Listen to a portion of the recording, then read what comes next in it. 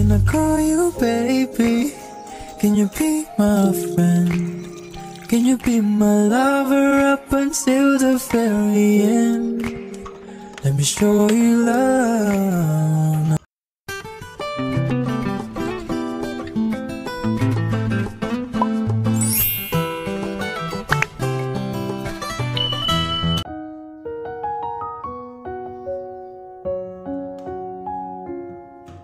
Assalamualaikum, selamat datang kembali di channel Husna. Halo teman-teman, halo semua. Di video kali ini saya mau share lagi rutinitasku pasca lebaran kemarin.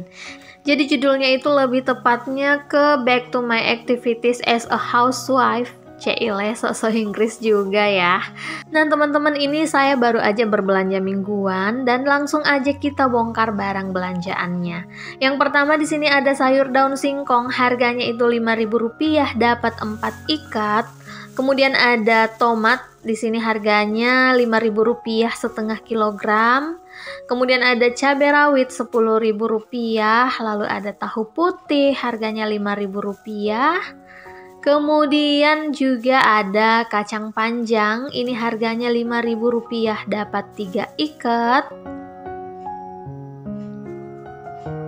Lalu ada rebung, harganya juga Rp5.000. Pokoknya kalau saya berbelanja mingguan sayuran itu the power of Rp5.000.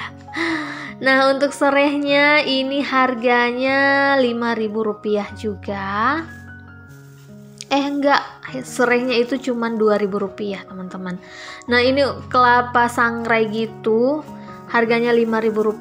Lalu ada jeruk nipis 1 kg, harganya Rp8.000. Lalu ada sayur apa ya, pisang batu kalau orang Makassar bilang. Ini pisang muda ya teman-teman. Ini harganya itu Rp3.000 dapat 2 sisir gitu. Kemudian ada apa lagi ya? Oh ya, ada terong, harganya Rp5.000 dapat 3 buah. Lalu ada sayur bayam. Sayur bayam ini juga harganya Rp5.000 dapat 3 ikat plus daun kemangi. Daun kemanginya ini nggak gratis loh teman-teman. Saya beli tadi harganya Rp2.000. Biasanya kalau kita beli sayur hijau-hijau gitu dapat gratisan kan ya. Tapi kali ini nggak gratis. Nah saya juga beli buah pir, ini harganya Rp5.000 untuk 1 bijinya, jadi saya beli 2 biji. Lalu saya juga membeli bawang putih, harganya Rp5.000 dapat 3 biji, 3 bonggol gitu. Kemudian ada asam, harganya Rp10.000. Nah sekarang saya mau keluarin dulu si cabai-cabean dan tomat ini dari plastiknya. By the way saya beli cabai merah besar itu Rp2.000 dapat 3 buah. Kemudian yang rawit itu gratisan dari tomatnya tadi. Lalu saya juga membongkar cabai rawit yang saya beli itu. Kemudian saya juga bongkar si jeruk nipis. Nah ini dia belanjaan saya teman-teman, langsung aja kita food preparation. Nah yang pertama-tama saya mau cuci dulu si tahu putih sebelum kemudian saya masukkan ke dalam food container untuk dijadiin stok mingguan. Biasanya sih saya rebus terlebih dahulu, tapi kali ini enggak saya rebus, saya cuci aja lalu kemudian saya masukin ke dalam food container. Soalnya saya kan belinya cuma sedikit, jadi ini saya perkirakan akan habis dalam 3 hari ke depan, jadi nggak usah direbus juga, insya Allah ini udah awet kok teman-teman.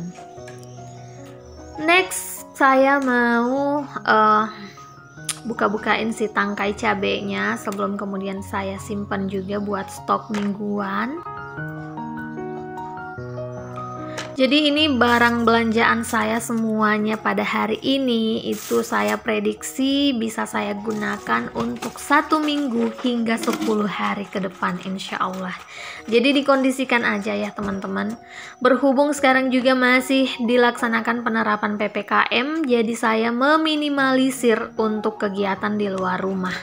Jadi biasanya saya itu rajin banget ke pasar, tapi kali ini karena adanya peraturan yang berlaku untuk pembatasan kegiatan, jadi saya nyetok untuk 1 minggu hingga 10 hari ke depan.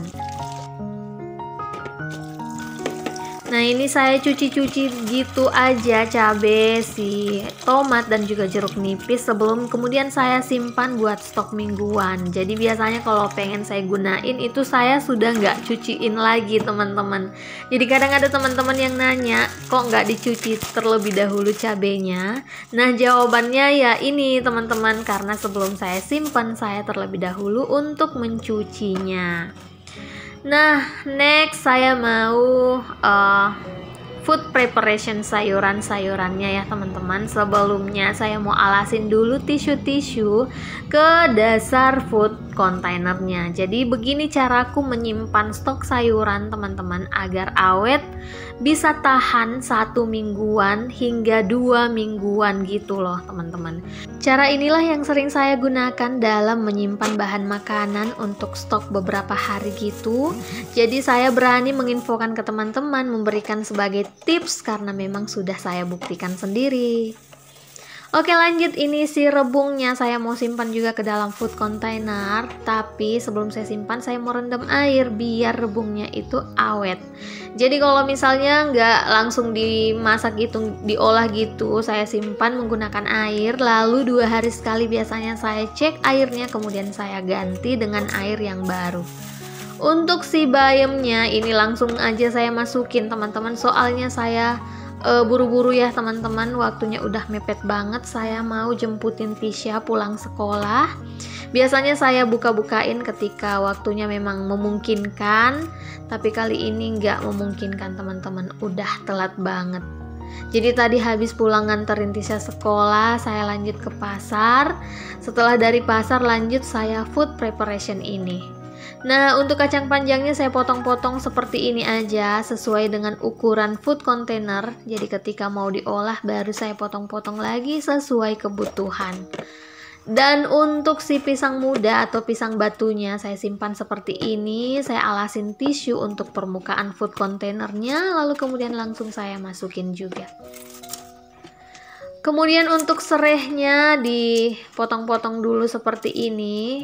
Dihilang-hilangin dulu kulit-kulit tuanya seperti ini teman-teman. Langsung saya masukin ke dalam food container tanpa dialasin tisu ya. Kemudian lanjut di sini untuk daun singkong saya buka-bukain gitu daunnya, pisah-pisahin dari tangkainya tanpa menggunakan alas tisu juga di permukaan dasar food containernya.